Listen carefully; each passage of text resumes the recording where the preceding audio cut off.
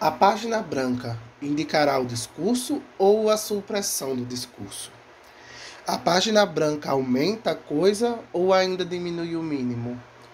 O poema é o texto, o poeta. O poema é o texto mais o poeta. O poema é o poeta menos o texto. O texto é o contexto do poeta ou o poeta o contexto do texto? O texto visível é o texto total, o antitexto ou as ruínas do texto? O texto abole, cria ou restaura? O texto deriva do operador do texto ou da coletividade do texto? O texto é manipulado pelo operador ótico, pelo operador cirurgião ou pelo ótico cirurgião? O texto é dado ou dador?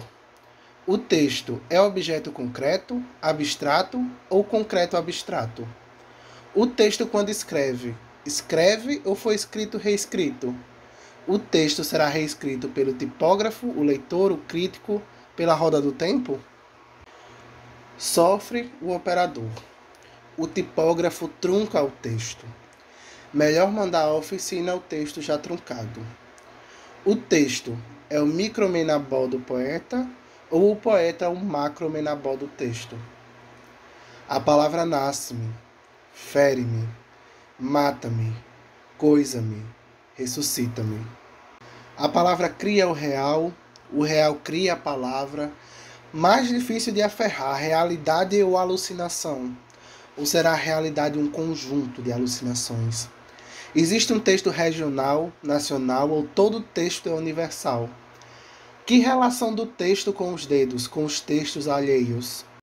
Toda palavra é adâmica. Nomeia o homem que nomeia a palavra. Querendo situar objetos, construímos um elenco vertical.